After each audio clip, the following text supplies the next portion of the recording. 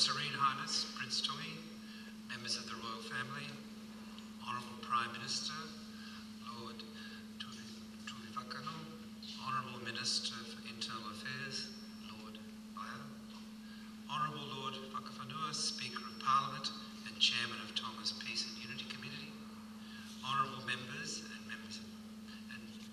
Honourable Ministers and Members of Parliament, Nobles of the Realm, Members of the Clergy, Your Excellencies and Members of the Diplomatic Corps, Chief Executives, distinguished guests, ladies and gentlemen. On behalf of the Undp Resident Representative for Tonga, Mr. Knut Osby, I'm extremely happy to join in welcoming you all to the opening of both the national consultations on the National Policy on Gender and Development and the National Consultations on Peace, Unity and Development in Tonga.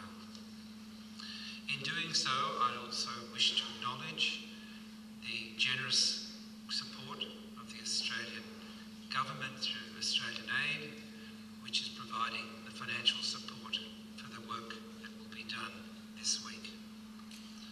Both consultations provide an opportunity for the government and civil society in Tonga to work together towards consolidation of peace, unity and development. We know that equal opportunity for men and women is closely linked to peace and stability, with many European countries actually using the status of women in the society as the primary indicator for stability in their countries. In Tonga, as well as in our neighbouring island countries, the issue of gender equality and women's empowerment is still somewhat of a challenge. And while the social status of women in Tonga is one of the highest in the region, there is still scope to do more to increase the participation of women at all levels of decision making, give greater recognition to the contribution their informal work makes to the economy, and ensure that their protection and security at home and in the workplaces is assured.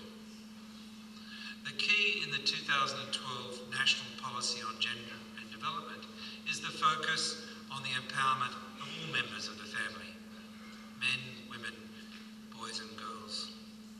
The national consultation is a local effort that is relevant and timely on current and emerging issues faced by women and individual members of the family.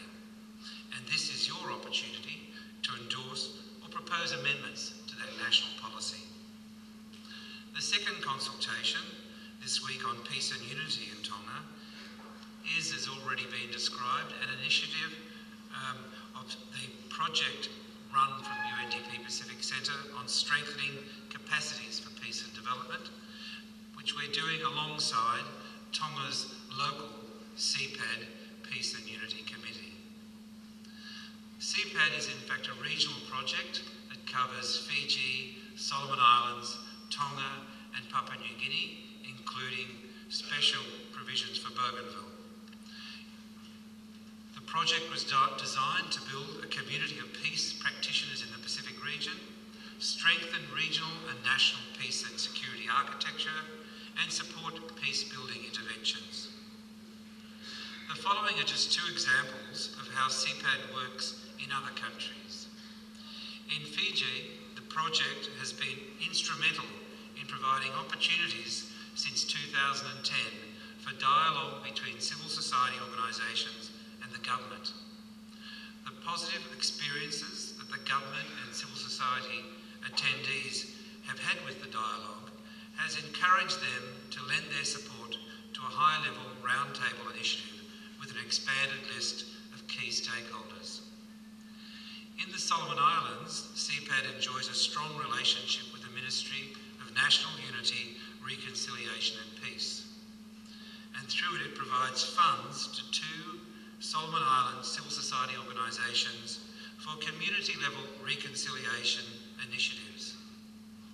A grant to a civil society organisation known as Sycamore Tree has been instrumental in the reconciliation efforts that were severed due to crimes committed during the tensions. As a result of their success, the government has invited the Sycamore Tree part of the national reconciliation process. CPAD has also provided technical assistance to develop a Solomon Islands peace-building policy and partnership framework between the government and civil societies for cooperation and coordination. The partnership framework is seen as an important step to nurture peace-building efforts, as well as ensure a more systematic and conflict-sensitive approach to development and governance. Now let me briefly turn to the role of CPAD in Tonga. The national consultations, which will take place this week, are at the request of the Ministry of Internal Affairs and Tonga's Peace and Unity Committee.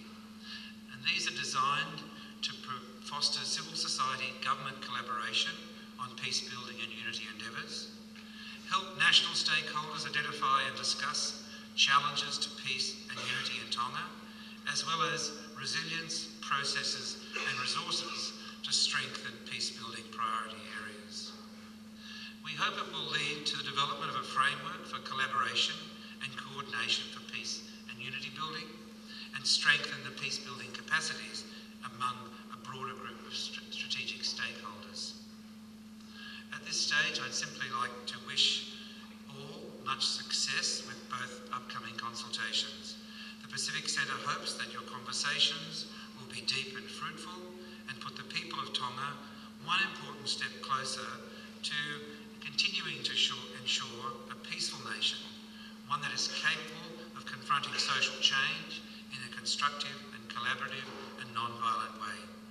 We hope that you will take advantage of this unique opportunity and make the most of it.